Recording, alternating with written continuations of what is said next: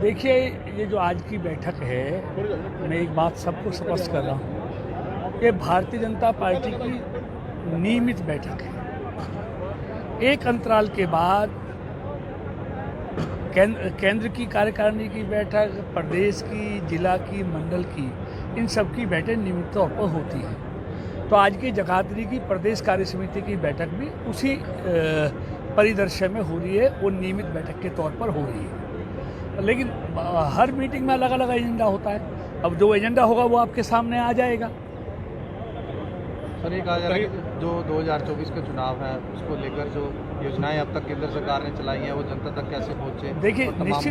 देखिए निश्चित तौर पर हम एक राजनीतिक दल चलाते हैं, एक राजनीतिक दल के सदस्य हैं, और राजनीतिक दल में चुनाव पर चर्चा ना हो संभव नहीं है। इसलिए राजनीतिक चर्चा भी होगी और चुनावों पर चर्चा भी होगी, क्योंकि लोकसभा विधानसभा के चुनाव अब बहुत निकट हैं। तो उन सब पर चर्चा होगी, भावी रोड मैप तैयार किया जाएगा, भावी कार्यक्रम तय किए जाएंगे, और हम इस बार से निश्चय रहते हैं कि हम उस दल के कार्यकर्ता हैं जिस दल का कार्यकर्ता 24 घंटे चुनावी मूड में रहता है। पूरे 5 साल 365 दिन चुनाव के मूड में रहता है। तो चुनाव कभी भी आ जाए, हमारा कार्यकर्ता तैयार है, और हमारे पास देश में भी और प्रदेश में भी एक मजबूत और ईमानदार नेतृत्व हमारे पास है, और काम करने वाला, सुशासन देने वाला, विकास करने वाला नेतृत्व हमारे पास है। विरोधियों के पास ना ईमानदार नेतृत्व है, अतीत का जो दागदार और कलंकित नेतृत्व उनके पास है, अतीत में किए हुए घोटाले, भ्रष्टाचार उनके पास हैं।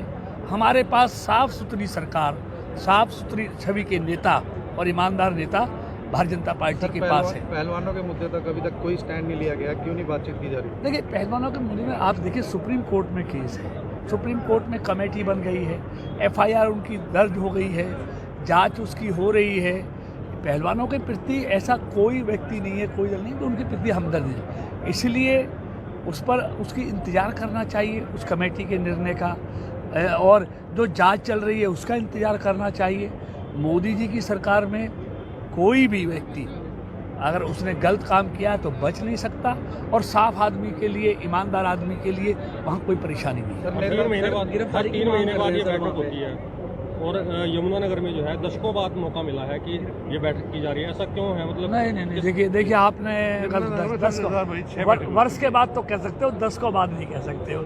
वर्ष के बाद हो रही हो बात अलग है, ठीक है ना। अभी पीछे भी प्रदेश कार्यकारिणी की बैठक, हाँ, प्रदेश कार्यकारिणी की भी बहुत ऐसा नहीं है 10 को बाद हो रही है, अभी पहले साल 1.5 साल पहले यहाँ पर हुई है बैठक। क्योंकि बैठक को लेकर जो है वो विरोधी सुर जो है वो लगातार उठ रहे हैं, सरपंच लगातार इसका विरोध कर रहे हैं। अब क्या कह रहा है, टेंडरिंग को कर रहे हैं, तो लगता नहीं है कि पार्टी के लिए कहीं ना कहीं भारी पड़ सकता है? देखिए, सरपंच हमारे ही हैं, गैर नहीं है। तो आप सुन नहीं रहे थे लोग? नहीं, हम सबकी सुनते हैं। ऐसा ये कहना बिल्कुल निराधार है कि सुनते नहीं है। भारतीय जनता पार्टी की सरकार है, उनका नेतृत्व सबकी बात सुनते हैं, लेकिन वो सारे सिस्टम को ट्रांसपेरेंट कर रहे हैं। जब DBT किया तो क्या हुआ? 2,22,000 करोड़ का फायदा हुआ है देश को। तो किसका फायदा है? वो ऑनलाइन से किसको फायदा हुआ है? तो हर चीज़ में ट्रांसपेरेंसी आनी चाहिए। ये मोदी सरकार का, मनोहर सरकार का ये बिल्कुल अटूट विश्वास है कि हम हर काम में ईमानदारी लाएंगे। जो विरोध कर रहे हैं तो क्या? देखिए, हम कभी नहीं कहते उनकी। देखिए, आज कहाँ विरोध है, बहुत समय के साथ। देखिए, आप पास GST का भी बहुत विरोध हुआ था। आज कोई GST का विरोध कर रहा है? सब तारीफ कर रहे हैं, सब तारीफ करें ना। देखिए, टेंडर में किसको परेशानी है? टेंडर नहीं, मैं तो क्यों परेशानी है किसी को? अब वो कह रहे हैं कि जो हमारे हक थे वो हमें नहीं दिए। देखिए, अब सारा हक पहली मनोहर जी की सरकार है जिसने सारी ताकत पंचायतों को दे दी है। वही एस्टीमेट बनाएंगे, वही पास करेंगे, वही पेमेंट करेंगे, सब कुछ उन्होंने ही करना है। सिर्फ ये होगा टेंडर से, और उससे उनके लिए भी अच्छा है। जो उन पर आरोप प्रत्यारोप लगते हैं वो नहीं लगेंगे, ट्रांसपेरेंसी आ जाएगी। तो सरकार बनाने में सफल क्यों नहीं हो पाएगा? नहीं, मन गए। आप देखिए, मैक्सिमम लोग मन गए। कहाँ विरोध है? कहीं देखिए, कहीं विरोध है, वो भी समझ जाएंगे, अपने भाई हैं वो, गैर नहीं है, हमारे भाई हैं वो। हम उनको समझा लेंगे या वो हमको समझा लेंगे।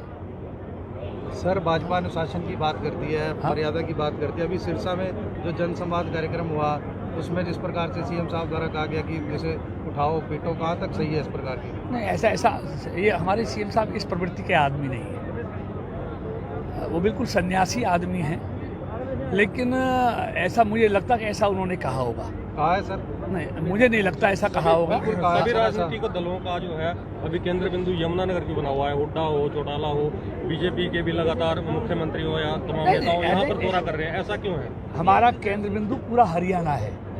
ये सभी राजनीतिक दलों की हम तो एक हरियाणवी एक इस सिद्धांत पर चलने वाले लोग हैं, सबका साथ सबका विकास। और इस कार्य समिति को लेकर, कार्य समिति तो प्रदेश के अलग अलग हिस्सों में समय समय पर होती है, हर हिस्से में होती है। हमारे लिए तो पूरा हरियाणा एक है। और जो ये परिवारवाद, क्षेत्रवाद, दूसरावाद, ये दूसरे दल करते होंगे, भारतीय जनता पार्टी नहीं करती। भूपेंद्र सिंह हुड्डा का एक बयान सामने आया जिसमें उन्होंने कहा कि हमारे टाइम में खिलाड़ी बनकर निकलते थे, लेकिन बीजेपी जेजेपी के राज में नशेड़ी बनकर निकल रहे हैं। देखिए, बात सुनिएगा,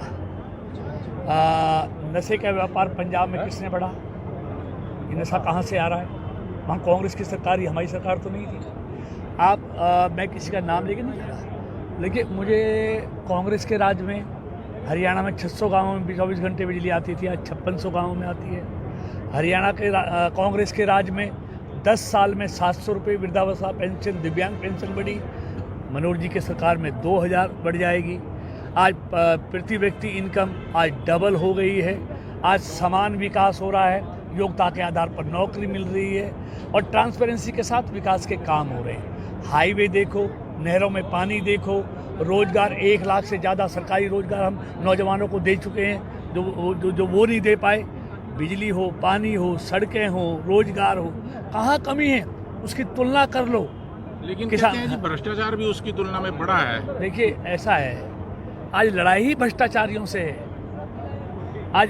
आज जैसे जैसे भ्रष्टाचारियों के खिलाफ, पहले भ्रष्टाचारियों को सह मिलती थी, आज भ्रष्टाचारियों को मिलती है जेल, इसलिए लड़ाई है। तो दीपेंद्र हुड्डा जी ने एक बयान दिया है कि कर्नाटक तो अभी झांकी है, हरियाणा भी बाकी है, इस पर चलो, क्या कहना चाहिए? वो नई बाल कहाँ है? अभी आ गया है, अभी आने वाले हैं, अभी लोकसभा के चुनाव आने, फिर सामने आ जाएंगे, क्या दिक्कत है? ठीक है सर।